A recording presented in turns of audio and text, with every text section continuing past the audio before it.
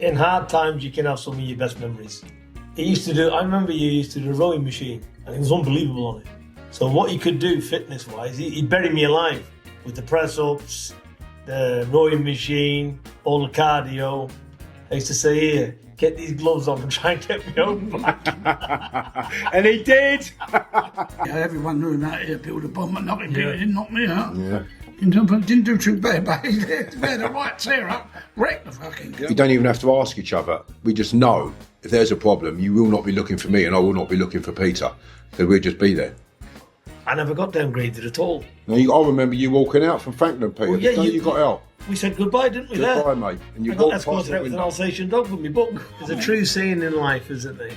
It's not where you start, it's where you We end. finished, yeah. No, you're right, absolutely right there. Everybody's 7 got to years learn. it was.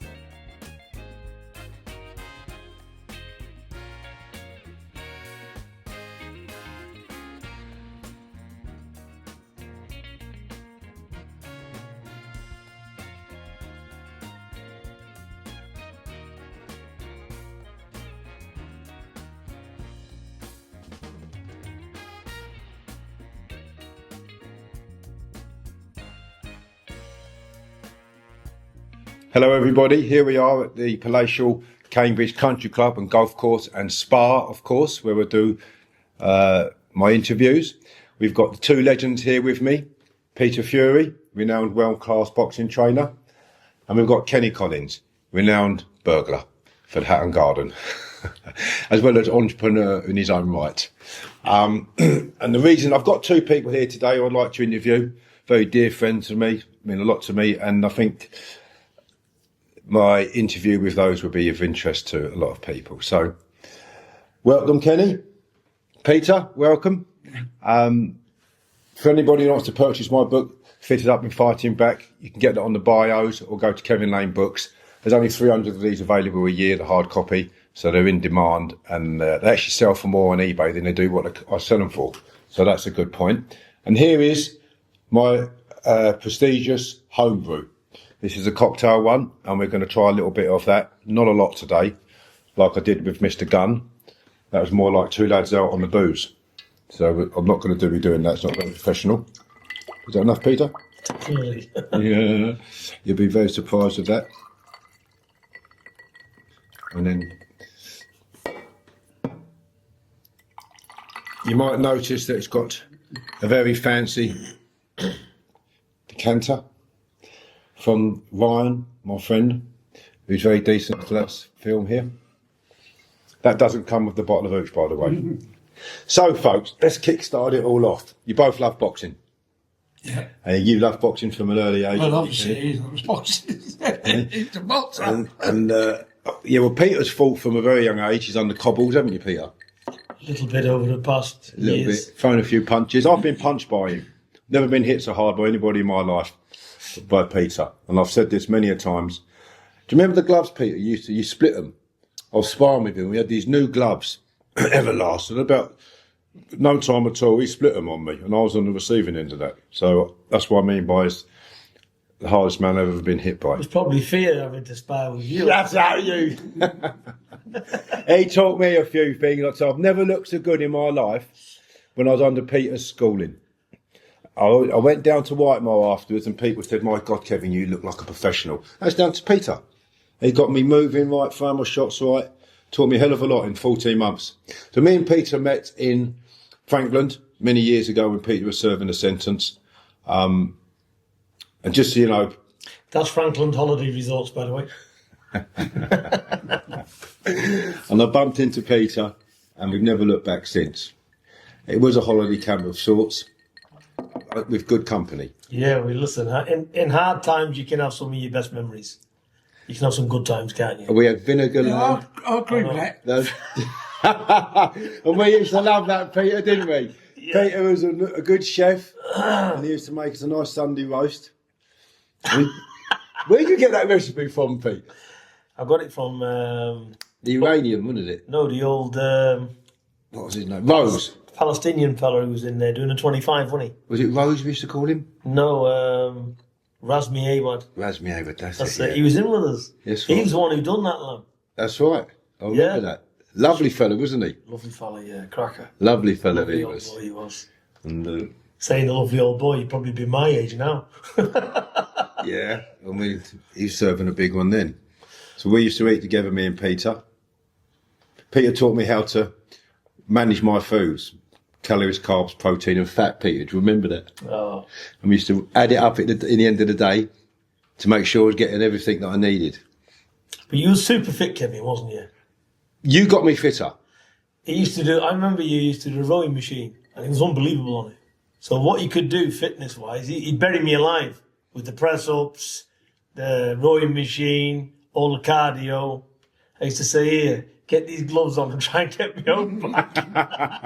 And he did. I've had a few standing counts, but I've gone down on one knee. I thought, fucking hell, Peter, you just smashed me in there. He used to give me circuits and just think, oh, I'd love to make you want to throw up. Yeah, but do you know what, Pete? You never stopped, did you? We used to have some hard sessions. Do you remember them bleeding dumbbells you used to have me holding, doing the step-ups? Yeah. Fucking hell, 25 kg dumbbells doing them. We used to do it. How many step-ups did we used to do? Bloody loads. But that's hard training, Peter. And look where you've gone on to now. A renowned world champion.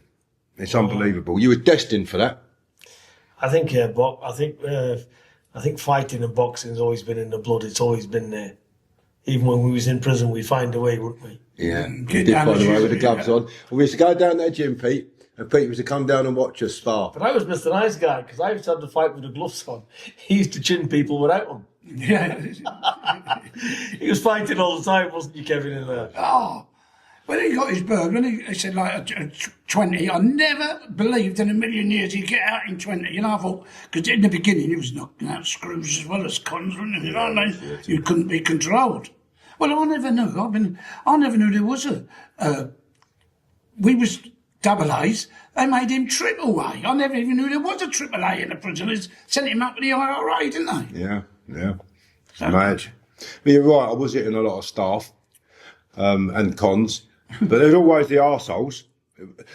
Peter, do you remember that time I had a fight with that fella and you said, I'll come round and watch the door? And I said, no, I'm all right, Pete. And I went and had the straightener with him in Frankland. And he was like Johnny Bravo, wasn't he? Fucking big bodybuilder type fella. And he bullied old Joe Hartfield. He nicked his canteen off of him. And he only used to buy ice cream, Joe did, and bacon. And that's all he used to buy, ice cream and bacon, all the English grub. And this fella took his bit of grub, and he went and asked for it back, and he said, no, you ain't getting it back. I said, I'll have a word with him. Anyway, it didn't take too long. Well, he knew I was going to have a word with him, and he'd come and have a word with me. I didn't even have to go round his cell. I remember him, actually, yeah. And I Bit remember, of a bully type of a fellow, wasn't he? he was a bully, Peter, 6'4", muscles. I broke my hand on him. I never forgot. Yeah, he looked like John Merrick when I finished with him. But however, Peter says, I'll come round and no, mind the door, Kevin. No, I'll sort it out. But we were true men, Peter, weren't we? Listen, you know, in there, if you've got a problem, you deal with it, don't you? That's the difference. When I used to say, you leave your knives and guns, they don't leave the knives and make knives, but you leave your knives and guns in reception when you come in here, and you do what men do best. You get the hands up and get into it. Well, not everyone's the same as you. Some people need something to help them out now and then. Yeah, they do. Anyway, cheers, Ken. Peter. Yes. Let's try this. Come on, Pete. So Peter's an ale man normally. Yeah. I like new wine. You'll be pleasantly surprised with that, I hope. But what he just said... It tastes quite nice, actually. Doesn't it, Peter? Yeah, it tastes nothing like the huge we used to have. No! You don't think it's... That was like paraffin. Yeah. But what he said, funny thing, all the times you spent in prison, you only remember the good times. Not the bad times, I've been smashed to pieces by screws and everything, but you don't think of them, you just think of the good times when you had a laugh and enjoyed yourself. You soon forget about it. It's the bad times, you don't remember them. You know, you might be in the back of your mind, but I only remember the good times, the laughs and jokes we had in there. You know, good people. You do, yeah. You remember the people you had. It's hard. When it's hard and you've got good people around you, it makes it I say a lot better. You're better off in the worst prisons. No, the easiest prisons, they got all the slaves, they got all the grasses and the fucking things, you know. But when you're in we was always in the category of prisons. I never got downgraded at all. Now, I remember you walking out from Frankland, Peter. Well, yeah, you got out. we said goodbye, didn't we? Goodbye, there, mate. And you I got walked escorted past the out with an window. Alsatian dog with my book. Never got off anything. I said when I got into the thing, I said, "Am I going to get downgraded?" I just wanted to know what it was like to even be downgraded. Never seen it, you know. He said, "No, unfortunately," he said, "you're not being downgraded." I was. Well, it was a cat A's, Pete, wasn't it? Yeah, Cat A's, strange I was ways, nearly 80. strange ways, didn't you? And they wouldn't send me to it. strange ways. I was 80. Oh, yeah, of course I was. I was 80 years of age. They wouldn't send me to a DCAT. I didn't go to an open. They wouldn't let me go to an open. Jonesy went to an open. Yeah, you went to Romsey. So Kenny, how old are you now? 85. 85 now, yeah. That's just all the time in the thing. I think, Catch you know what? I think it is. It's I all think right. you got pickled in there. The big thing I'm It's like a joking, time I'm warp, not isn't saying. it? We were bottled, didn't we, Pete? Because let me tell you, yeah, for 85, you're in good nick. On the outside, on the inside, I take about 20 pills a day. I'm right on the inside. well. I look not too bad on At the outside. 85, you're entitled to take a few tablets, aren't you? Yeah. He goes out on the booze, Ken. I was with him last night, was at the media TV awards, Peter. Wall to wall, I won't say women, people, and it was very busy in there.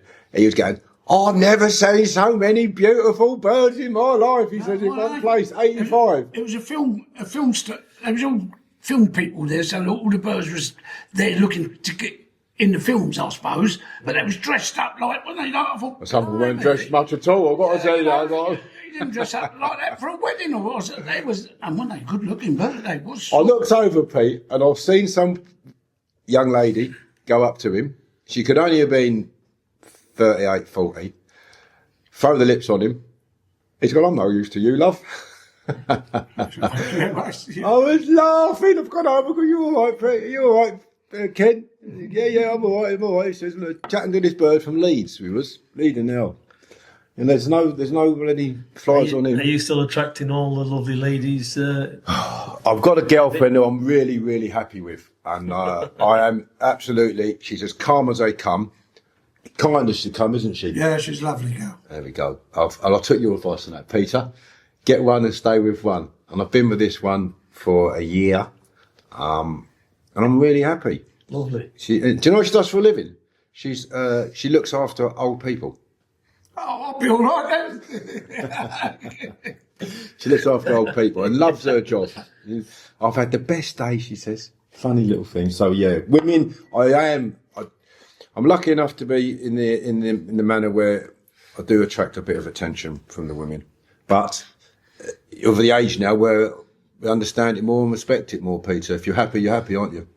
That's the main thing. And I am very happy. So I missed a few when I was in the Knicks, though. I always missed a bird or two. Kenny he don't bother with them. Peter did his sentence for. Would you want to elaborate, Peter? What are You those went to prison for, yeah. For people who don't know. Drugs. Yeah. And the reason why I mention that is to show you how people can change their lives and turn it around. Peter left home when he was a very young man. He went on the road when he got married, didn't you? Mm-hmm. Hooked up the trailer. That's it. And off you went at 15, wasn't it? Wasn't even able to drive, was you? 16. Just passed your test, was it? Or something like that? Passed my test a bit earlier, but yes, 16 we got married. That's right. And off you went, morning, didn't you? Yeah. And hit the road. Hit the road. I remember you was travelling all around the country, wasn't you? That's right, yeah. Taking jobs, taking a few quid wherever we could get it, because we never had any money back then. It was hard. Yeah, knocking the doors and doing everything. Bit of graft, Peter, wasn't you? I don't suppose a lot of people know that. They won't. They'll always look at the tabloids, won't they, and see what they want to say. But it's not easy out there, is it? Especially when you're a young lad coming up. It's difficult. People think that you've just come into money, not that you've worked your socks off from a young man on the road with your wife, freshly married. I've still got no money, Kevin. Ah, yes. He rattles when he walks along with all the money in his pockets. I wish. You work hard for it, Peter. You know, you keep the walls from the door just about. Do our best, yeah. We do our best, don't we? Yeah. And he had all of that, just so all of you know. Peter achieved his status in wealth, should we say, well before he served the prison sentence. You was buying fleets of cars, Peter, and selling fleets of cars in one go, wasn't you? That's right, yeah. We've done a lot in the motor trade and stuff like that before I got in any kind of trouble, yeah, sure. I remember when you had the butcher's place up in, was it Yorkshire? Where did you have that place where it was like former, it was a home, like a farm, and had a butcher's part to it. Do you remember? It was something like that. Oh. When was in Frankland you had it? It wasn't like a butcher's, it was like a farmhouse, but it had like something to do with meat. I think it was a slaughter, maybe, was it? It could have been, I don't know. I think it's a bell. Yeah. Maybe that's It where. was a slaughter sometimes. Yeah, wrong type of slaughter, not your type of That's slaughter. not slaughter he's talking about. But no, maybe the missus was living there or something, I don't know. Yeah, it was somewhere up in, it was in a nice part of the country anyway. I think he was just about to sell it. But all of that was achieved well before he came to prison from hard graft, sweat and bones, on the road. Yeah. When did you have your first child? That'd be 19. Yeah. For the oldest, yeah. The eldest is 38 now. And the youngest? 23. Yeah, she was only a baby last time I saw her. Wasn't a baby, a young girl, wasn't she? Yeah, time flies, Kevin. Time flies. 23. She's getting married next year. Blimey. Yeah, I don't know. Has he had the word in his ear, older boyfriend? Thank God he's a lovely young man. Lovely so young I'm happy about. Oh, that's So that's good. Very happy there. He could always be the opposite, couldn't he? Oh, yeah. Your worst nightmare. Worst nightmare, yeah. Then I might have to give you a ring and you'll be I'll back be around immediately. You'll be back in again. You be getting it again. Yeah, you would. This man, though, will say, if there was any problems in there, there could be 2, 3, 5 people, no matter who it was, he'd have my back. And likewise, we was the same, wasn't we? All the same people. And honestly, it's a lot to be said for that. He'd never back down from any kind of a challenge. No. As a matter of fact, this man loved the tear up in the prison. We're the arseholes. Used to love putting them right. It's, you know, we were some arseholes in there, Pete, wasn't it? But what Peter just said there is absolutely right. You automatically, sorry Peter to cut across there, but we automatically know straight away that we don't even have to ask each other. We just know if there's a problem, you will not be looking for me and I will not be looking for Peter, because we'll just be there. And we knew that, Peter, didn't we? Yeah. That's the same as you. Kenny is reported to have the hardest head and the biggest heart in London. And I agree with that. You said that, no one else. Well, it's true. He had a fight with Builder Bomb. What was Builder Bomb's? Williams, wasn't it? His name was Billy Williams. They took him to America under Angelo Dundee. Yeah. He had about 13 fights out there as a heavyweight, won them all. I don't know what went wrong. I knew him years later. Yeah. He was on Nicky, he had the drugs, you know. So he ended up years sparring partner for that bloke who beat Ali and was world champion for 7 years.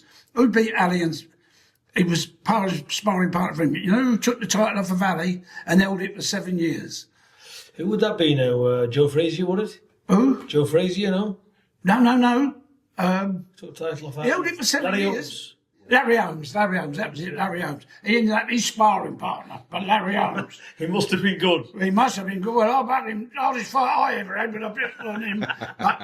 But Bill, I don't know what happened to him. Thinking afterwards, he was of a normal size when the heavyweights were 18 stone. You're never going to, you know, he wasn't big enough. He wasn't tall and he wasn't heavy. And being out to punch ain't enough, you know that. And he never made it. But he had a name out here. Everyone knew him out here. Build a bomb and knock him. He didn't knock me out. Yeah. He didn't do too bad, but he had a right tear up. Wrecked the fucking guy. You know why they had the fight? Because he had a Rolls Royce. He borrowed the Rolls Royce off someone. They loaned it to him. So Yeah, it wasn't mine. I borrowed it. Builder Bomb said, "Can I have a drive of it?" He didn't come back for a few hours. It was raging. So they've had a fight over that. That's right, isn't it? Well, I've got to be honest with you. I'd heard of him, and we went to Richards. We went to Richards. We went after boxing. It was a boxing. We went to a restaurant in the West End afterwards. Was in there, and I thought to myself, he had a scar. Someone cut him, so that gave me a bit of a hold. I thought he can't be all that. Someone cut him, you know. I made a right ricket. He was known in the prison system. They ended up pulling me off of him. He did not. I think he didn't want to fucking. I think he had a chair up like a lion, but and they come up to me and said, "Look, you smashed that restaurant, I smashed to pieces." But I was hurt more than him, but he didn't want to know. I thought that's how he had to do me. Eddie Richardson was there. Right, was that? Eddie Richardson was there when you had the fight. I said to Eddie, Ed, because I thought you had a mate, I had a big skull down the back of my head. I said, "Get me a return of that, please." I said, his mate hit me on the back of the head. He didn't. It was one of them spiral staircases there. He must have hit me, and I must have been back, hit my head on it. You know what I mean? He didn't have. It sounds like you had a good tussle with him, Kenny. Anyway.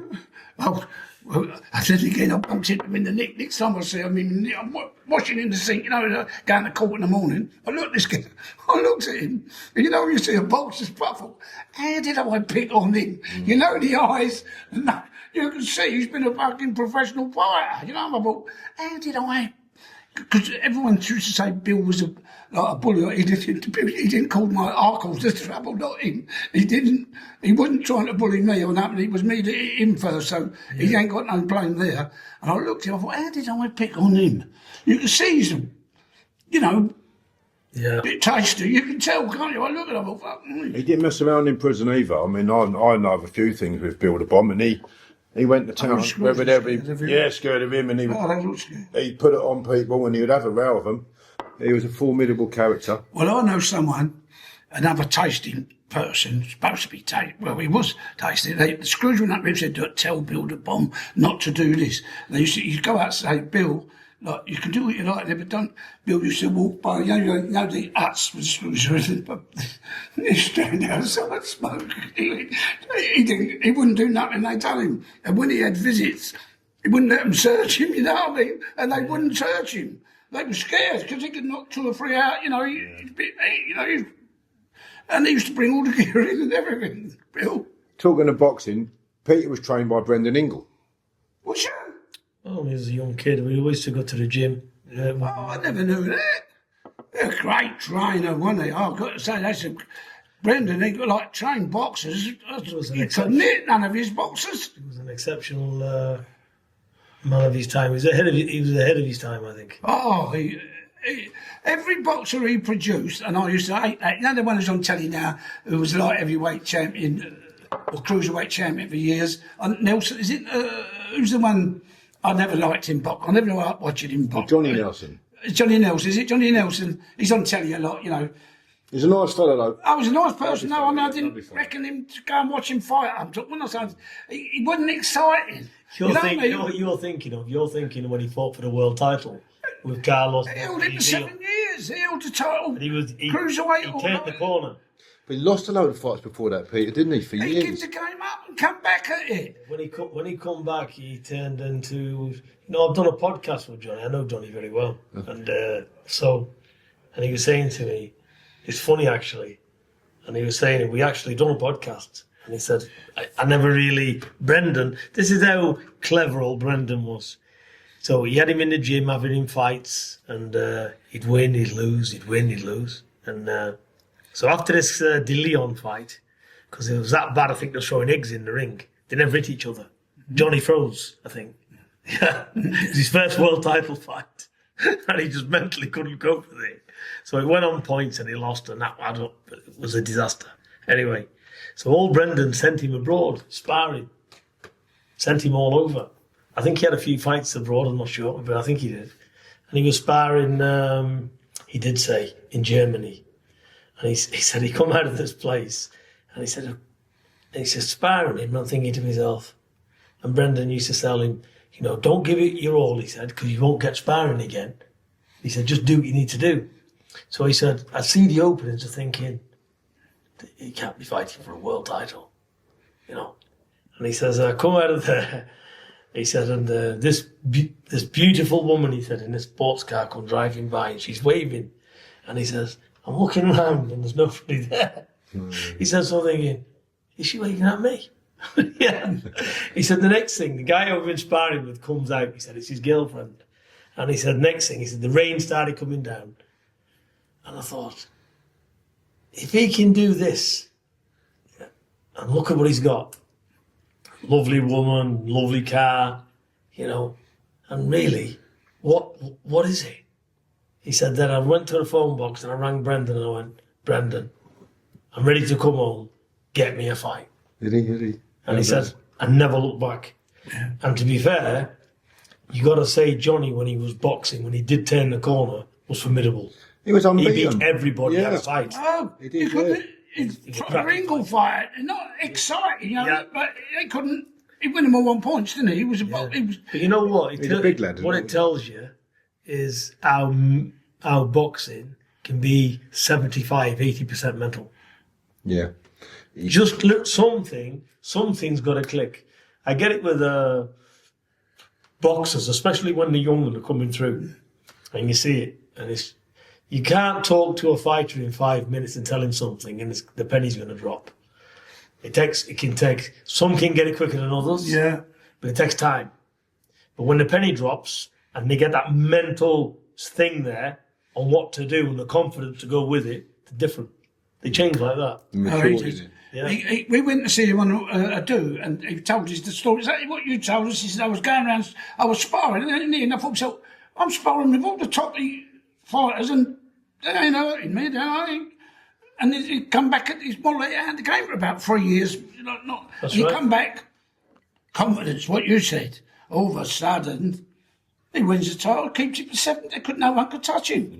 But Ingle, he trained boxers. You couldn't. They was good. I know his 2 boys do it now, don't they? His 2 sons do the training. His now, one son innit? does the training. Yeah, but Dominic. He does. He was. Is he dead? Is he dead? Ingle? I suppose he must. Yeah. He must He be. passed away some years Yeah, ago. He did. He was a great trainer. Oh, Named you the couldn't street hit none after of his. He had what's his name? Did he? That's he.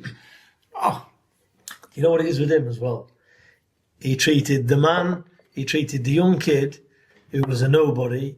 It didn't matter if you could box or you was useless or whatever. He treated the same as he would treat the champion. yeah, he was like that, was He he? was a very down-to-earth man. He was lovely. You said he's a lovely man, Pete. You've always said Yeah, that. listen, I've got the highest respect for him. I think he was one of the best trainers out there in the world, definitely. They've just made a film about him, haven't they? In the Zine. I don't know. Yeah, Pierce Brosnan's playing him. Yeah, Okay. he's playing him. The film, they started making it about 1.5 years ago, 2 years ago, I believe. And it's just coming up. I think it's been released. And I'll see the clips of it, and it looks really good. So I want to go and watch that. Mainly because of my knowledge of him as a result of conversations with you, Peter, and how well you used to speak after him. I used to go there from being about 8 or 9 years, 9 years of age till about 12. It's only a young lad, a baby, as a matter of fact. And then in later years, I think it'd be in my mid-20s. Did he train amateurs? Did he train amateurs as well? I think they just come in that gym. I think he done all sorts of training, amateurs, professionals, across the board. And then I spent a bit of time with him in my 20s. But he was a really professor in the boxing. There's nothing he didn't know about the fight game. No, he was And the human mind as well. Yeah. No, he's a... I remember some of the footwork you taught me, Peter, and you said Brendan Ingle showed me his footwork. Definitely. And I've seen that footwork come out in the boxers that you train now. Yeah, you see things and you pass it on. Yeah. So it's the memories. But yeah, you'd have to say whatever footwork I did at the time would be from him. Yeah, I remember you telling me about it, and I still do it now naturally. I remember you also... I also remember you saying to me I was due to do an exhibition show in Bedford. Yeah. And do you remember you saying to him, they wanted me to do a couple of 3 rounds it was going to be, and then they reduced it to 2, thank God. And I never got to do it anyway. And it was with Johnny Nelson, sparring with him, and there was 3 of us getting in the ring to spar with him. Yeah. And you says to me, Kevin, you will never get near him. And I was going back into training, and I thought, well, I've got to get my bleeding just to be able to get through the rounds, let alone not get near him. You fooled ourselves, Peter, thinking, we're getting there. World champion bleeding boxer. I seen Johnny when he was about 19 years of age and nobody knew who he was. And he was having his 3rd professional fight. And he was fighting Brian Shoemaker. We actually mentioned it to him not long ago. And he just didn't realise his own capability. Now, Brian Shoemaker at the time was a British champion. And he's having 3. This is his 3rd pro fight, I think. So it was a mismatch. Yeah, One's already a British champion. Yeah. Anyway, got in there. he hit Brian Shoemaker with a shot, had him down. I think he just about beat the count. You know, and then he backed off and didn't do anything. So you could see he just didn't have that confidence. So you look. He said he lost his first fight. He didn't have a good record in his first 3 or 4 fights. He lost some, won some. You know what I mean? He wouldn't really up for it. You know there's a true saying in life, isn't there? It's not where you start; it's where you finish. Yeah, no, you're right. Absolutely right there. Everybody's got to learn. World champion. Some people take longer than others, but yeah, he was a phenomenal fighter. It was a great story. He's got a great story, Johnny. How he come through with the boxing and stuff. He seemed a nice man when we met him at that too, at that boxing. Yes. With Adi. Very nice. Yeah, you go to a few, don't you? Yeah, Adi knows them all, doesn't he? He does the boxing podcast, doesn't he? What's it called, just for people who don't know it? Do you know what his boxing podcast is called? Who? Johnny Nelson's podcast. I don't know. It's all about boxers he has on there, isn't it, I believe, or sportsmen. Okay. I've seen a few clips of him interviewing people. And so for all those, I can't recall the name, but there is a podcast with Johnny Nelson in it. He does a lot for Sky, doesn't he? Yeah, he's always on the telly. Yeah, but this is an actual podcast studio that I've seen him interviewing, I believe, anyway. Yeah, well, footballers do it for footballers. I imagine he does it for boxers, yeah. So I didn't get the idea from that about this, and I just thought I'd put you two together, because you both love boxing, eh? And he doesn't want to know about your next bit of work, either do you, Peter? He's always saying to me, anything going? What's going on? I said, nothing's going on. You're 85. You're retired. Yeah. There's always money in crime. No. So there is, but not for everybody. Some people have a result. Most people don't. And you've got to give up a huge sacrifice, which is your life. If you get caught, you're going to prison. And then you have to ask yourself, is it worth it? Well, I think a criminal...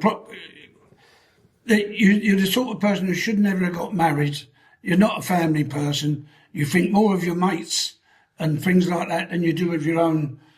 You know, I don't ask them, do you want me to go out for you? They get the money, but they don't tell them what you're doing, well, they know what you're doing, but they don't know exactly what you're doing. But I don't think if you're going to spend your whole life out and you're going to get some bird, unless you're really lucky. I know a few people who brilliant, never done no bird and got plenty of money, but unfortunately I wasn't one of them. I was too keen for my own. I didn't have no caution, it don't scare me. Prison never scared me. And when you go in now, they've got a television, a shower, a phone, games if you know how to play them. And they kicked out to me how hard it is in prison. I thought, what shit apart? What are you fucking talking about? You know what I mean? Lights went off at night, you went bit.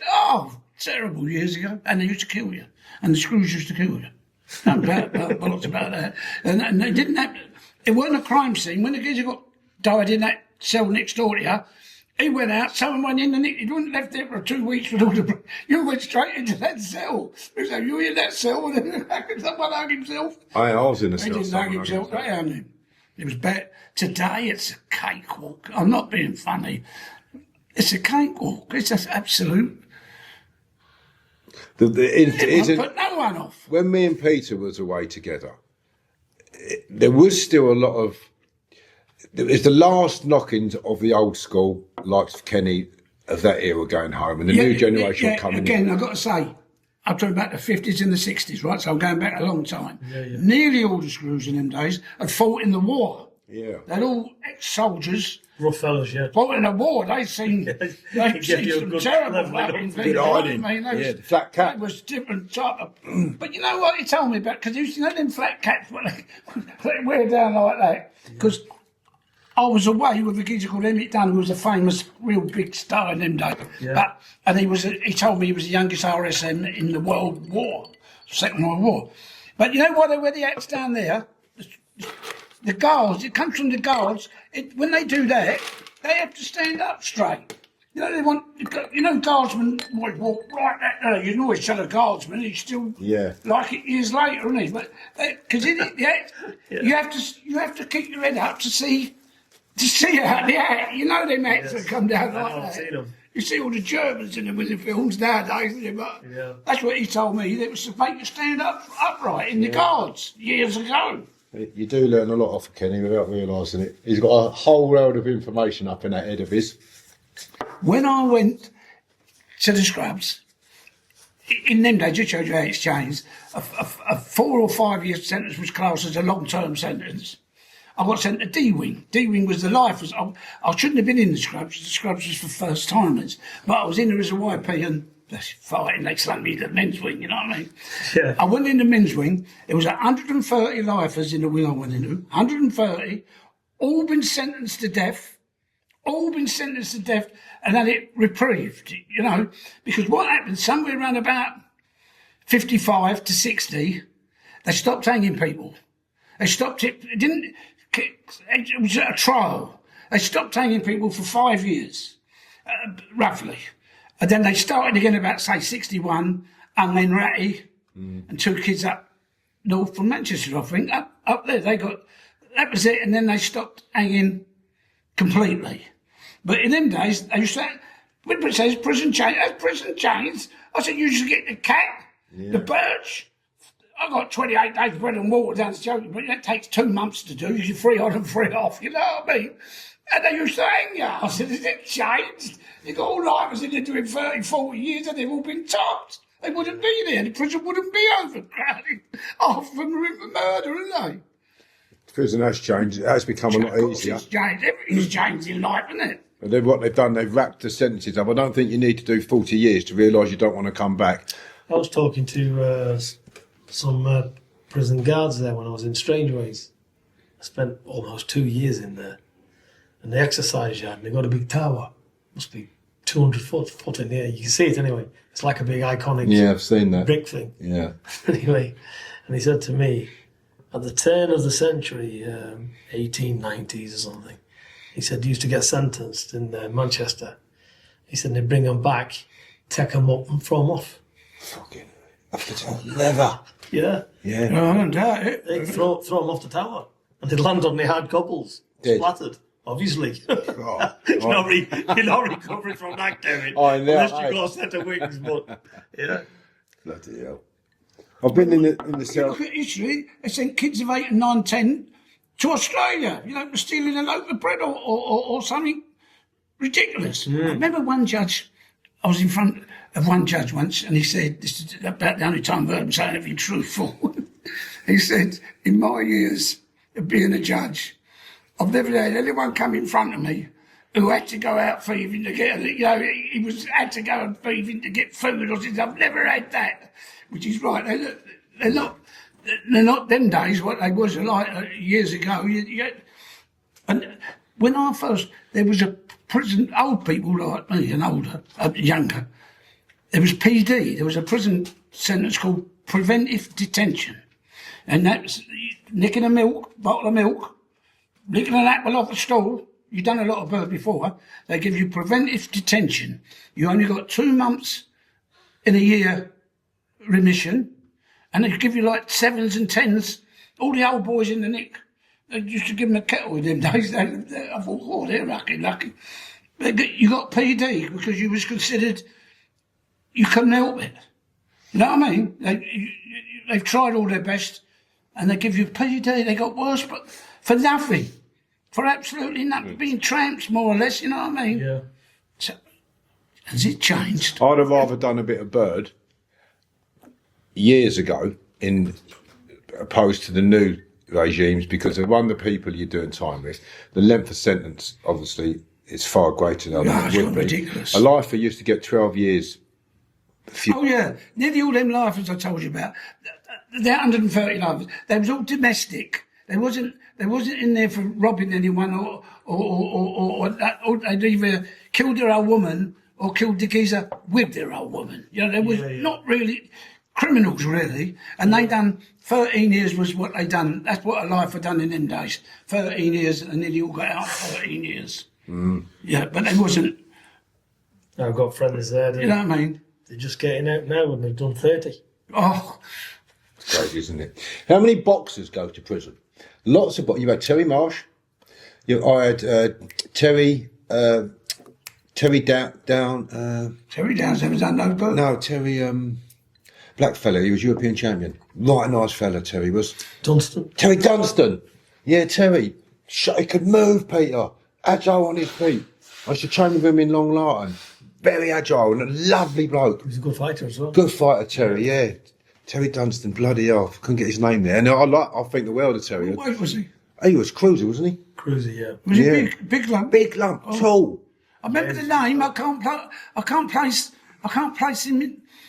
I meant the name. You know when the name sticks in. I remember the name, but I can't remember what. I don't think I ever see Funny, him. good laugh. I don't see him. No, I don't think I ever see him fight. I think, yeah.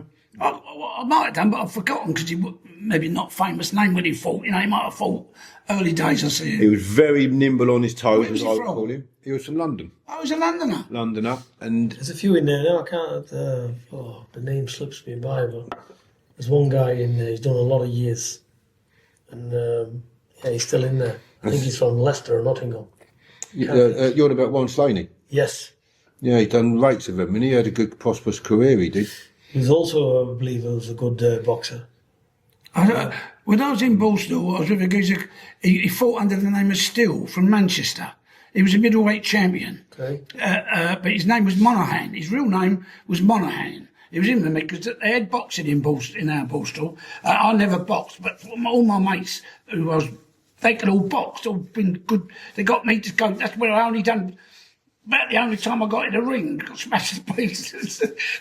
They could all box, and Monaghan went on to be middleweight champion of in them days. Great Britain middleweight was something special. You know, we're talking about 62, 63, round about them years. You know, it meant something. A British title over there. He came to Manchester. Did you ever know them? He fought under the name of Still, but his name was Monaghan. Monaghan. He was tasty, good fighter. There's been Good many, fight in the Borstal. especially out of Manchester. There's been some good fighters over the years. There has. A few good boxers in prison over the years. He became one of that gang. What was that sweet called? What was that name there for that little mob up in Manchester? Oh, you're on about The Sweets. Quality Street. Quality Street. He was one of them. He ended up on the Quality Street gang. Yeah. So, Peter, tell us, how many boxers have you got under your wings in the moment? Obviously, I've got Yui as my son. He's fighting next month. He got announced today, actually. He's fighting in Holland, isn't he? Yeah. We've got young Gradus Kraus. Worked with young Gradus and his father. I've seen him. I only watched him because of you. And I've seen the bit, and I was very impressed with him. I see. Phenomenal young talent he is. We've also got Matty Harris. Yeah, he's fighting on the 21st of November on Channel 5 next month. So we've got Gradus and Yui on the 29th of November in Holland, Rotterdam. Matty Harris is on Channel 5 on 21st of November. Is that a Mick Hennessy show? No, that's Sauerland or Wasserman. Then we've got young James Dean, who's my great nephew. No, I knew his family. Yeah, he's my nephew. So he's Is he tall? no, not particularly. He's about just under 6 foot. That's a midget then for the view. But he's a light heavyweight. But he's going to be, when he turns over, he'll be like a super middle, because he's just not big enough to be a light heavyweight. He's done all of his amateur career in light heavy, but it's amateurs. But in the pros, you know, when you put him at the side of Gradus, he looks small. Gradus Kraus. Yeah. Gradus is 6'3". Is he? Blimey, Yeah. I didn't realise that. And when you look at the statures of him, you can see. But he'll be. I'm going to turn young James Dean over in the next 12 months. But he's won a lot of amateur titles as well. He's good. He is. But I noticed a lot. ABA. Yeah, he's done all of them.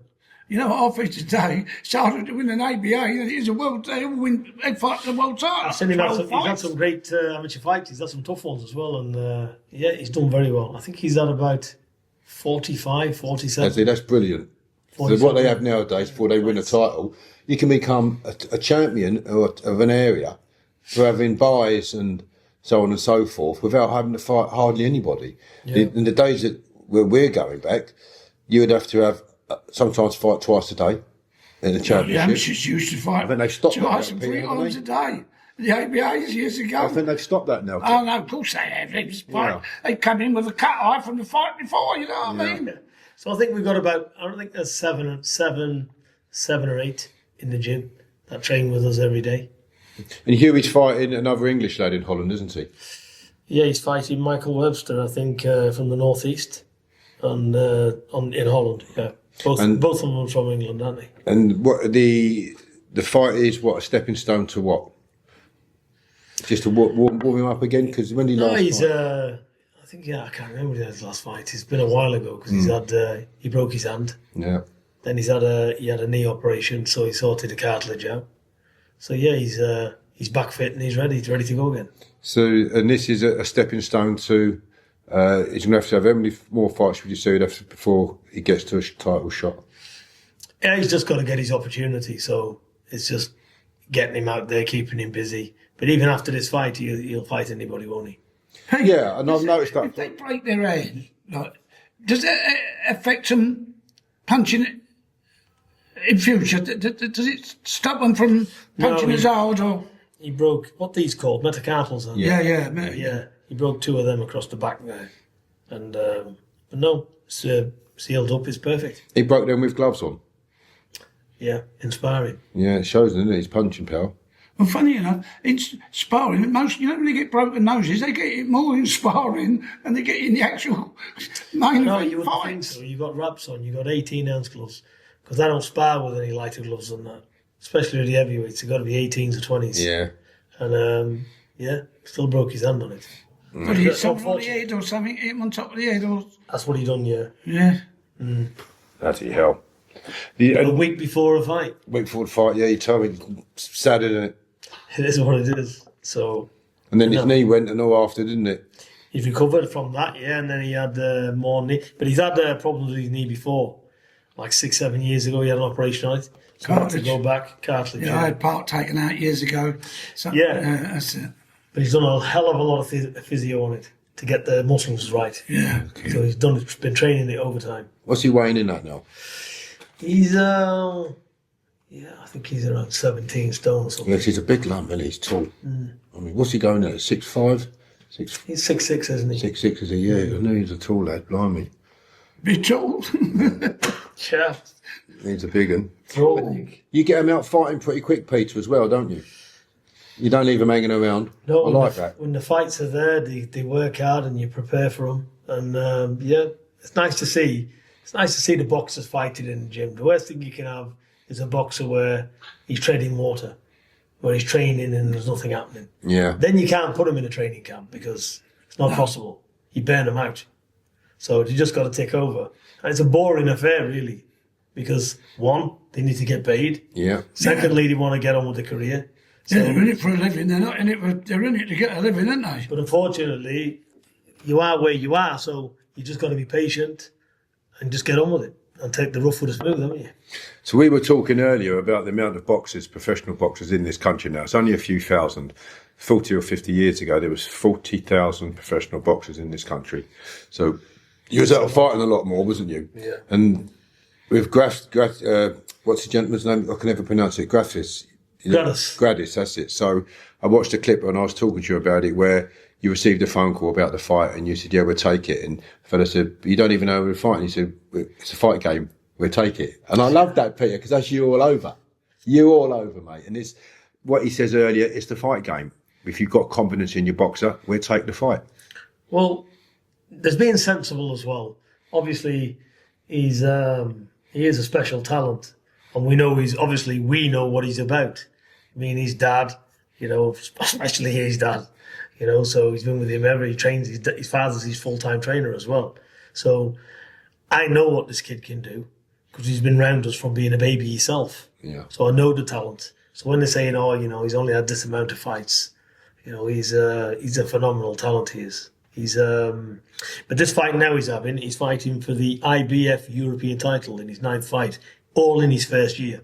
It's a lot, isn't it? I like that. So he's progressing at a good rate because let's not forget, in the amateurs, if you look at his amateur record, you'll see a 60-40 or something like that. You're thinking, Nothing special. But trust me, he's chasing around. Yeah. And they're pinging him little like rabbit shots or grabbing hold of him for dear life to get to the end of the belt. Mm-hmm. He's walking through them basically. Yeah. He's one of them. Mm-hmm. But when he come to have the 5-round fight with no head guard on, he beat the best in the amateurs in the world. He beat Alan Lopez, 2-time Cuban gold medalist. over 5 rounds. Yeah, they're great, aren't they? That's the greatest, isn't it? I think he beat some top Kazakhstani. He's beat some good names in real fights over 5 rounds. Yeah.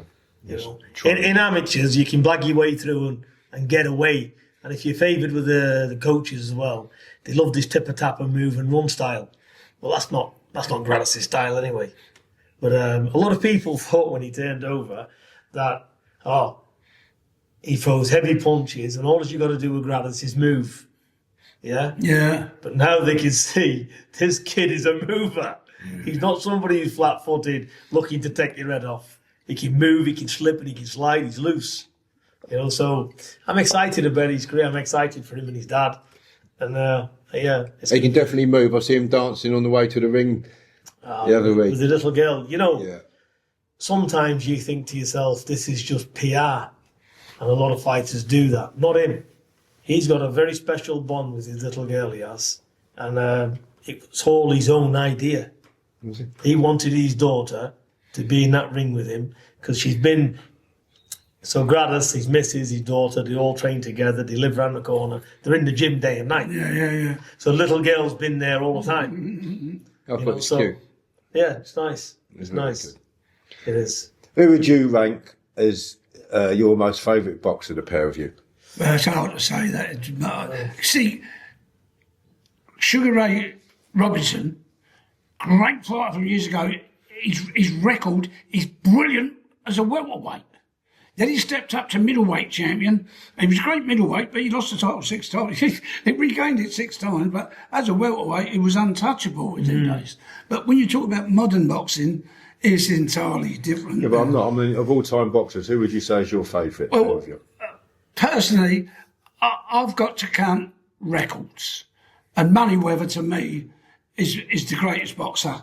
He fought all the top 8 fighters in his reign, beat everyone, unbeaten.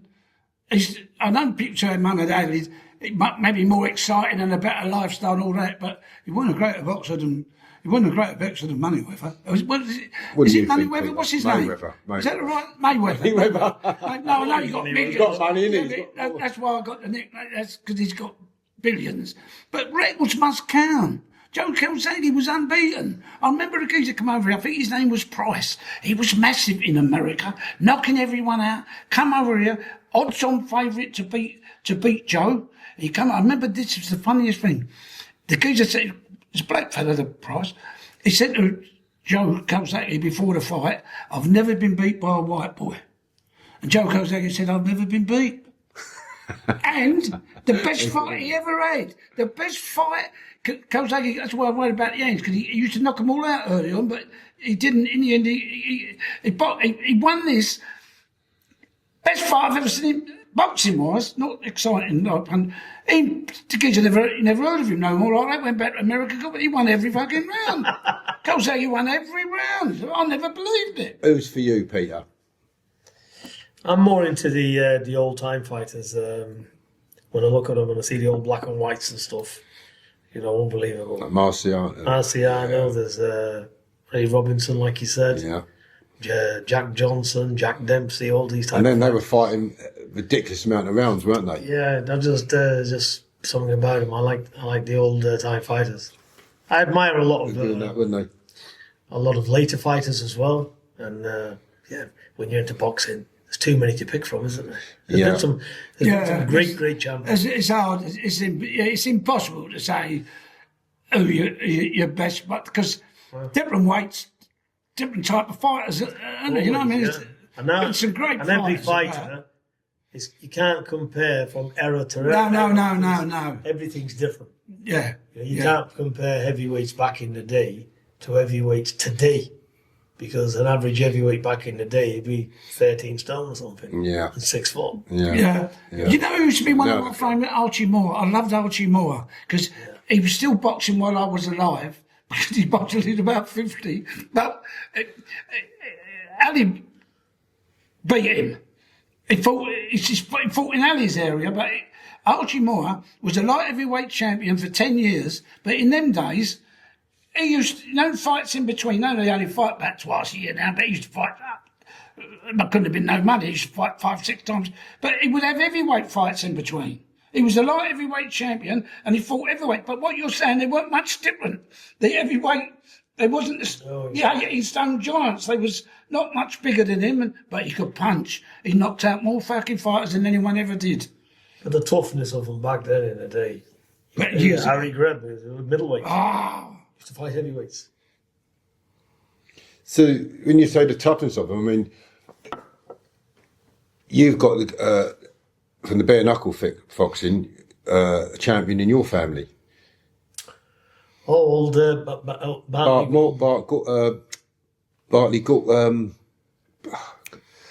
He used to wash in the bleeding outside of his caravan. Bartley Gorman. Yeah, he's a character. That's right. And he used to fresh water in the morning, wouldn't he, in his caravan, come out and do it every morning. Back in his days as a young man, he was an athlete, and he was. There was a fight, all the fairs, didn't they? Like Barnet Fair and all that. Very strong man, and he had boxing ability as well.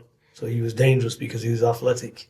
But Old Bartley would be about 6'1" and about 15.5, 16 stone. But he was no fat on him. He trained. Yeah. He trained hard and trained well. I read the book. There used to be a Welsh one years ago that was the governor of them all years ago, because I used to they fight at them, like Barnet Fair and things like that. There'd always be a fight there, but I never see a good one at Barnet. The Tibbses had that where that started that row and all that blowing each other up. But there was mostly the bare knuckle drivers, I can remember in my day, they was mostly from up north. I didn't know none from London. They was mostly from up north. Well, you fought someone on the cobbles from Wales, didn't you? You said a fit lad, running up and down them hills all the time. On the cobbles, a black girl. You told me it was the hardest fight one of the hardest fights you had with him, straighteners, years ago. Did you know Roy Shaw? Did you know Roy? I know the name, but I didn't know him. He could have a fight when he was younger. He worked in the timber with me. Not many people can work in the timber, but that's the hardest job you'll ever do. What was that then, Kenny, in the timber? In the old days, all the timber used to come down the river. The barge and the horse pulling the timber down. We used to unload the barges, carry it all out. What they got cranes for now? We was a human crane. Put underweight on my shoulder, and I'd be running for 8 hours a day, taking up as high as 40, 50 foot. Hard work. No one. What happened? When I left school, I got £3 a week, 1955. Loading the trade, a fucking horrible job. I sang it in 1955. Yeah. In a year, I was working in the timber, getting £3-4 a day. Looking at you now when you mention 1955, it's hard to believe, isn't it? I was 15 then, and left school. I'll tell you what though, at 85, he's got all of his faculties. Yeah, he's sharp as a come. Unbelievable. He don't know much about Can you get me a fight? I'll be up the gym. Find someone of 110. Sorry, go on. But what I'm saying is, it was hard, because my mates, they were all, I said, come and give you a start any day. You need what they call a backing out, a bit with everything to carry on. So they come in, no one lasts 5 minutes. They brought the rugby team down, but from a famous rugby, the name will come to me in a minute, but in them days, all the rugby players and cricket players was big fat. They're not like they are today, like they're all fit. Yeah, sportsmen. But in them days, they was fat. Beer. Yeah. Monsters. Yeah, they wasn't fit like they are today. They brought the rugby team down. They lasted 10 minutes. Every one of them couldn't do it. Well, it was the wrong build to do that sort of job anyway. But what I mean, it was a really, really hard work. And sure he was one, but he could have a row when he was young. You know what I mean? He could have a row. But again, he wasn't quite a full ticket, When you hear they spent 7 years in Rampton, there's a reason. They ain't 11 nothing. You know what I mean? And I got him on a bit of work. I pushed him through the window of the van. They've all got the money, he's still fucking knocking the fucking security out. Come on, Roy. Getting back to the training side of things, Peter, I believe, personally, my theory is that a boxer should train for his absolute maximum for 3 minutes. He should be able to train to fight for 3 minutes, minutes rest, and get his body, this is my view, to prepare for that.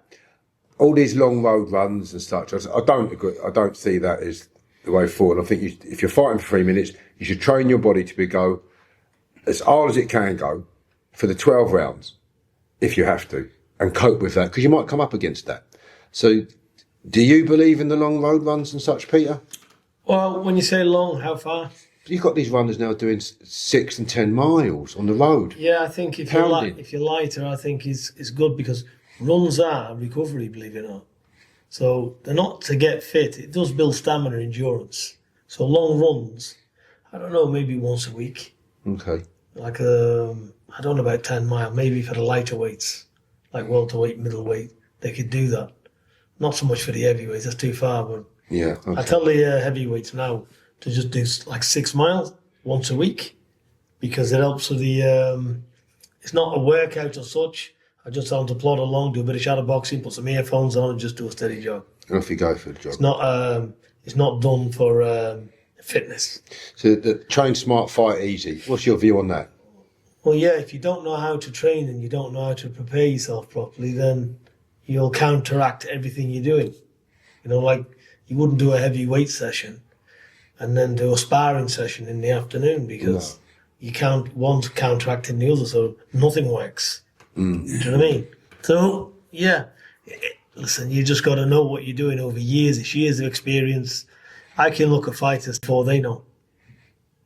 Because I'm seeing them all the time. You see the You see the signs, don't you? Yeah. I see the signs, the mannerisms, the way you speak, the way you carry Was yourself. it the arm coming down a bit? Shoulders or- down. It can be a range of things. You can just see Demeanour. it can even be the Posture. colour. It can be the colour.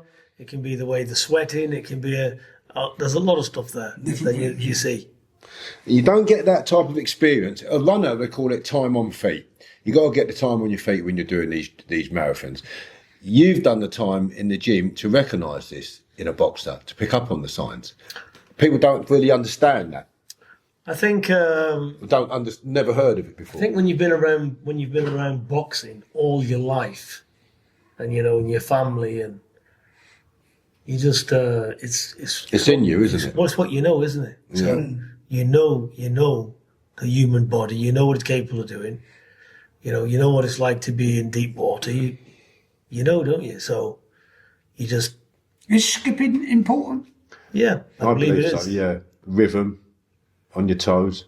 See, if you've got rhythm in your hands, look, your hands, your feet, and your eyesight should be in sync. Yeah, you punch I off. think that's with all sportsmen. That You don't punch you? off the movement. You'd be I surprised. A lot of boxers have got bad don't feet. have it. They'll stand there flat-footed and get played with. But you can dance. You can skip. Can you dance? No. I knew you were going to say that because they say boxers are meant to be good dancers, but I ain't a good dancer, but I can skip. Listen, I was a shit boxer. You were not a shit boxer. I tell you what, do not listen to that bleeding. I won't say the word. I'm not having none of it because he didn't train world champion to being a shit boxer. He just at the time he might have been making kids and doing stuff like that. Yeah. That's the truth of the matter. Probably. Yes, Yeah. that is it. I know because I've boxed with him and I know.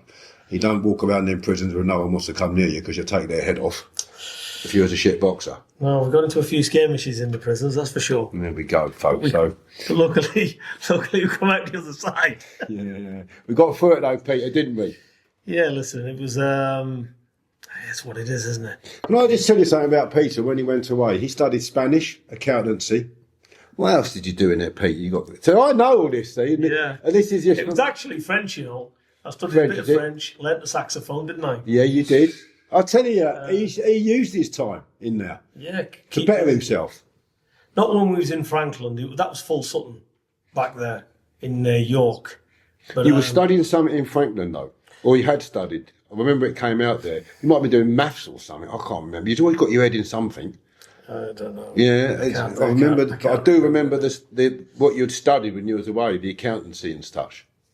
The only thing I remember in Frankland is to go into the gym for 4 hours every day. Yeah. There's nothing else to do. Yeah, it's great there for that, Peter. We had wasn't 2 it? hours in the morning and 2 hours in the evening.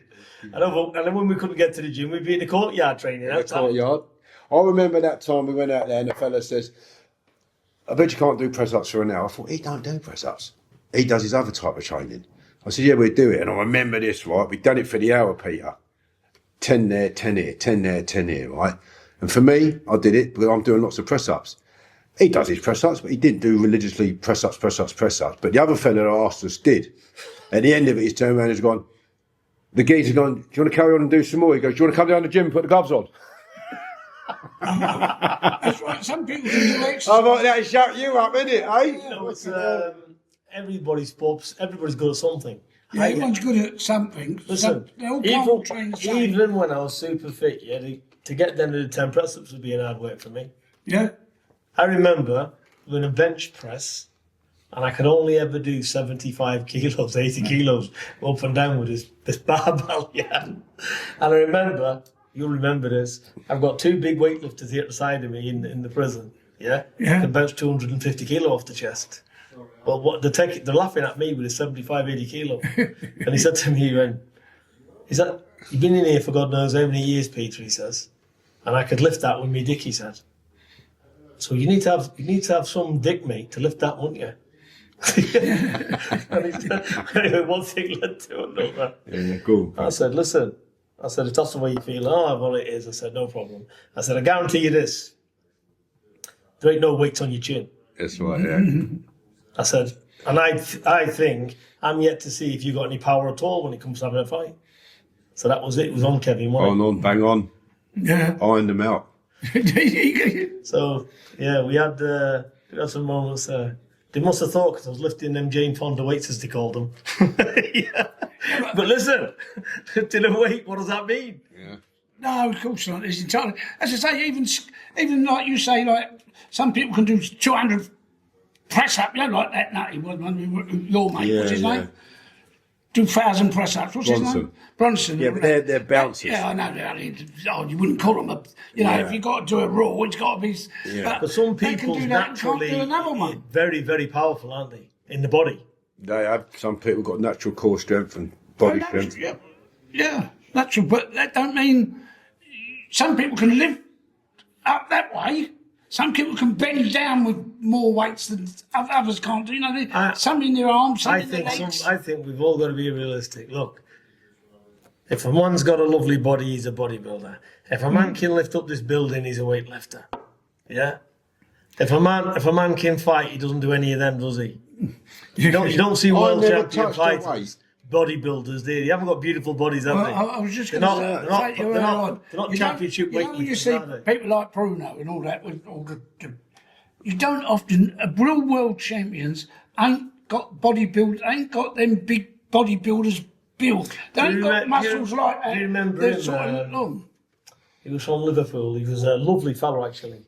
Ray Navarro. He was in Liverpool. He was Mr. Britain in the weights, wasn't he? Yeah, I do know Ray Navarro, yeah. He was about 5'8", Yeah. 22 or 3 stone. No, 24 stone. Yeah, right. And he could bench press. He could squat. He was a lovely fella, Squat, weren't he? Yeah, fella. Yeah. He could squat 400 kilos on his Yeah, back. little Ray. I couldn't get one end and pick it up off the floor. I've seen guys like they've got them big weights, what you can hardly lift on them, and when they're doing it, it looks like the bar's big. Yeah. Well, I'll tell you something now. I'll give you an idea about weights, yeah? And if Ray's listening to this, he'll remember. All right, Ray. All right? This is what he said to me. Peter, he said, can I do a bit of boxing with you? Because back then when me and him was in there, we was in there before the telly, when the tellies got introduced, weren't we? Yeah. And then, 2000. yeah. And then I think we was in the last prison, Frankland, where they stopped boxing. That's right. Took the gloves off, I said. They took everything off us, Last didn't place. they? And they stopped the boxing in there. That's right. So this is all the time we're talking about, just before they stopped the boxing in the dispersal prisons. And Ray said, I want to do a little bit of boxing. I said, all right then. So he gets his gloves on. And believe me, he was like this wide. You remember him? He was wide, he was tall. He was a tank, yeah. Yeah. Anyway, well, he's Mr. Britain. So he's a strong guy. Anyway, but a lovely fella. And I remember I said, are you ready then? He said, yeah. So I just touched him. And just went to the body. Yeah? Yeah. Anyway. But not, just quick. Yeah. Just at the end of punches, just to get going to show him a few things, yeah? Anyway. All of a sudden, he's gone down on the floor on one knee. Yeah. So I said, what? I said, what's the matter? He went, mate, I can't get up. Anyway, he broke his ribs. Yeah, I remember that, Peter. So what I'm saying to you, he was he was a weightlifter. Yeah? But it was just what it was when he was relaxed, not expecting it. I must have went under his arm. And you can be when you're soft there, you've only got to. They can crack. Gosh, you've hit me there a few times, Peter. I know how he felt. Yeah, but you was prepared. Me and him used to have some good old Fucking hell, bruises all down my arms, mate. Yeah, me as well. Oh. The thing is, yeah, what I'm saying to you, this is a strong weight. Yeah, the fight game, boxing it's a Different kettle of fish, isn't it? It's different kettle of fish, different sport. So I remember you were stripped like a butcher's dog. Yeah. You were stripped, you was about 13'4", 13'3". Yeah. Tall. I referred to you, I said he's got arms like an orangutan because he can hit you in areas that he's just to be able to get you, and it's always right there. He had got me there all the time. And like you just with old Ray. But yeah. We used to walk around the ring like two panda bears. It was whose turn to have the black eye. Sometimes it'd be two, sometimes it'd be one. But we always had black eye. I think the screws used to look and say, "What are you doing down there every day?" I remember Stephen Sayers says to me, "We're watching you two box," he says, "it was like watching two pros." I took that as an absolute compliment in that, well, it's down to this man here that got me like that. Because it's in you, but if you're not doing the right training at the time, which I wasn't when I boxed, I was working nightclubs till 3 in the morning and 4s and absorbing all the smoke that the people used to smoke in there all the time. And I was wondering why I was struggling breathing when I was having fights. So I was like, I'm training, but I'm full of fucking tobacco in my lungs through working nightclubs 6 days a week. But when I went into the prison, none of that got me fit into my style was right. And he said to us, you looked like two pros boxing, and that was a great honour. But like you just said there, getting back to the boxer you just mentioned, do you think he'd carry on? No, Isak. Oh, Usyk, yeah. Great, he's a great fighter. I'll tell you what, I'm really impressed with him the last. They all talk about beating him. He don't say a bad word about anyone. Yeah, he does. He's a nice in the man. ring, doesn't he? They kept saying that he's little, but he's about 6'3". But they keep saying because he was a cruiserweight, he's big as an heavyweight, and he's a proper heavyweight. You ever met him, Pete? Yeah, I know Usyk. I met the guy a few times because Huey's boxed on the undercard where he's been on. I met him. I spoke to him, I think, briefly when he boxed Chisora. Could have been in lockdown, or was it somebody else? I don't know. But he was, yeah. And I've seen him in Monaco as well. He's Usyk's 6'4". He's tall, isn't he? They keep saying he's little. He's not a small man at all when you stood next to him. No. He's quite a big fella. I remember your birthday when you had Steve Bunce there and Mick was there, Mick Hennessy. Oh, that's a memorable night for me. Do you know? That's 7 years ago. God, it's gone, Pete, wasn't it? Yeah, 7 years ago, mate. 7 years. At the football club, weren't it? That's right in Bolton, yeah. Bolton. Remember it? 50th. I must say, I had a lovely evening that evening, and I had a mild flirtation with a young lady. That ended very well. That's not like you, Kevin. Yeah. She took advantage of me, and I'll say no more about it. I'm telling you, I've not got over it ever since. Told you to stop giving in so easy. So how long, Kenny, have you been home now? How long? 3.5 years. June, yeah, 3.5 stretch, yeah. Been out a long time now. I'm surprised I got an old car, and it's the best car I've ever had. I've had all top heat cars, and this drives superb. You know the car. So you must have been still in prison when you was 80. Yeah. Oh yeah. I didn't go in till I was 75. I was 75 when I got the bird. Oh dear. He came as game was I must have been 82 when I came. 82. See, but what I done, I'll pick you up. I got two. Is this where I've seen this documentary where they drilled holes for the? Yeah. There was 2 holes, wasn't there, with this Three. with this drilling machine? Yeah. Yeah. Yeah, I've seen the documentary on it. There's a lot in there that they portrayed people in there being right swearers and they was really quiet in real life. There's all sorts of stuff they portray. I ain't watched the film. I ain't watched one of the films. Timmy said, "Make you look a right mug," but I said, "I'm not watching that." Then. Do you know what I was saying? You know, make me look true to life. what people write and what the thing is, truth can be totally different. Yeah, I mean, how many people know that Peter's a God-fearing man? Read the Bible every day. There we go. Peter. Read the Bible every day, Peter. Read the Bible. Are you a traveller? Yeah, I am. Yeah. But funny is this. No. He's not the only one in the country don't know that. No. I didn't know that. But what surprised me, I've been aware of a few travellers, and they They read the Bible. They did read most the travellers Bible. do. You know, they did read the Bible. God-fearing people. About the only book I see them read, but they did read. They did read the Bible. The Bible team and him with a geezer, right tasty geezer up in Norfolk. They're all scared of him. He's a lovely fella. He used to read the Bible. Yeah. Yeah. Some travellers do, don't they? A lot of travellers are religious, aren't they, Peter? Yeah, they Massively are. so. And there's a big travelling community, isn't there? My son Tommy's just done a pilgrimage. His wife's Irish traveller, and he went and done a pilgrimage I with her. met his son. He stayed on one of my businesses. Tommy, that's right. Yes, Yeah. I remember him. Nice fellow he is. Thank you, Peter. Yeah. Good values as well. Yeah, well, bloody hope so. Yeah. Sod. You know, try to teach them the best we can, Peter, don't we? Yeah, definitely. How old is he now? He's 38. Oh, He's got another baby on the way, and hard worker. He goes touring, Peter. He's done Australia. He's done America. He did for a year with his family. yeah. Going from state to state, pitching up. In fact, you're staying in apartments then. But it's a nice style to a traveller where you can do that with your family. Go away and work and take them with you. A lot of the lads don't take their families with them. He takes his missus with him most of the time and his kids. And he stayed in America for a year. He went to Sydney, Florida for a year out there. And I thought, well, fair play to you. It suited him, that life. I was away with some travellers from Doncaster. They got a bit of bird. They got it in France. They was doing all their rows, you know, like they do. But they nicked them in France. I was out there 2 years getting good money, but they got nicked in France. Yeah. They allowed them, treated them fair. They only got about a 2 stretch where they should have got a lot, nicked their money, took all their, and put it in the auction. They went over and bought it back themselves. They went over and bought it back.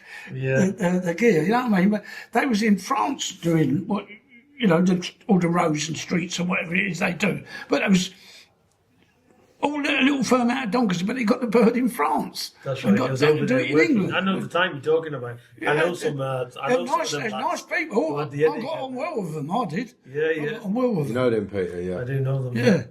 I had a message the other day in relation to the heist that just took place in France. Oh, that. I said, Kenny ain't been to France, has he, this week? Yeah, This weekend? Geza said that I went to get a burger at the burger bar. They said to me, "Oh, you been to France this week?" I said, "Yeah." Fucking dropped that crown. I said, "I'm fucking sick about it." Yeah. Right, folks, I'm just going to wind this up here now. I hope you've enjoyed today's interview with the two lads here. It's been a lot of boxing, a nice sensible conversation without getting plastered. But No porkies, no porcupines. all nice conversation, which is nice to have a decent chewing the grit, shall we say. Do you know what? I'm sat here and we're doing this, yeah? And I think back, when you'd have never thought back in the day, would you, when we was locked up, no end in sight of getting out. Yeah. Yeah. You'd have never thought we'd be sat here, would you? Peter, and all these Years later. and we're still as close as we've ever been. Yeah. Without seeing each other or speaking to each other daily. And that's something you do not get unless it's special. Well, somebody said to me once, and he said, you know, real friends, he said, don't have to speak to each other every day, every week. He said, but when you see each other, it's exactly as it was 20 years before or whatever. It's true, though. That's absolutely true. And I'll tell you something else about friends. If one of them's skinned, he ain't got to ask you. You know. Give it You you. don't wait for them to ask. You know this ain't wrong. Yeah. And you do it. You know what I mean? Yeah, You do yeah. it. You don't Exactly. wait to be. You're both like that. Yeah, and Yeah. you don't lend people, but you give them whenever you want, whenever you get back. I've No, phoned I mean, Peter up a if few- they're in trouble. I phoned Peter up a few times on the last occasion, and it's with Ryan here. And I laugh down the phone all the time whenever I get a message from Peter. I'll smile, go all goose fibbly. And he's going to hear Kevin. I'll see Ryan, he's gone, all right, I've got to have you home. You phoned him. We've got to have him, Kevin. We've got to help you out. We've got to You help know you. what? He's the funniest character. He's the character, right? Yeah, he's best He's character. run off round there. I said, you can sit here. Oh, he said, I've got this. He's great character. He's a character. He is, yeah. I've had some great times with him. We go out and have a drink here. He's done mabs, I see it with this. This is it's a village. Did you ever hear any more about that Marcus? The Yank who was with us? No. No, I did a podcast with him in America, and he knew who Marcus was and his brother. So he's all right though. He's back out there. He's out in the Is he freedom. still in prison or is No, they're out. That's a bit of shot out of the blue. That one, Ken. well, he big? Biggest, he's like the Green Big- Mile. Biggest kids I ever see in prison. Biggest fellow I've ever seen. He was an American football player. Him and his brother. Dallas. That's not easy at all. I've gone to buy a bit of puff, Peter. I've gone to take the puff back because it was shit. Only a smoke. And his brother got shot arguing with the fellas they bought it off of, and they charged Marcus, his brother, with a murder. In America, if you go in to rob a shop, and the geezer, the shop owner pulls out a gun, fires it at you, misses you, and kills the customer, you get done for murder. They say he would not have got killed unless you was robbing your the place. actions, yeah. And that's what happened. This geezer, I don't know what his brother was like, but he was the biggest I've ever seen. He used to get mice with his feet, Peter, in the unit. He used to kill the mice. He was feet like bigger than shovels. It was massive. Well, he used to lift up. So he used to say to me, "Hold me weight." You know, like hold your weight when someone's. If he did that, I could have never lifted it without his arms on the other end. Do you know what I mean? So, help me, so help you. I said, if you go down, I'll go. I can't hold it. It was big, very big. But him and his brother bought £10, £20 worth of drugs off the geezer. Went back to get their money back. Turned out the geezer worked for the FBI, didn't he? You know, he pulled out a gun, which I would have done and all if he was fucking the other kids was the same size as him. They shot him, they're running away, and he shot his brother. Now he gets done for the murder of his own brother. He's in England, he come here because he was with us for he was 3 years over here fighting extradition. They couldn't get him back because they wanted to top him. You understand? So we wouldn't let him back. Then they agreed not to top him, give him 30 years or the minute they agreed not to top him, we sent him back, you know what I mean? But he was big, and I'll never forget this. We had a row.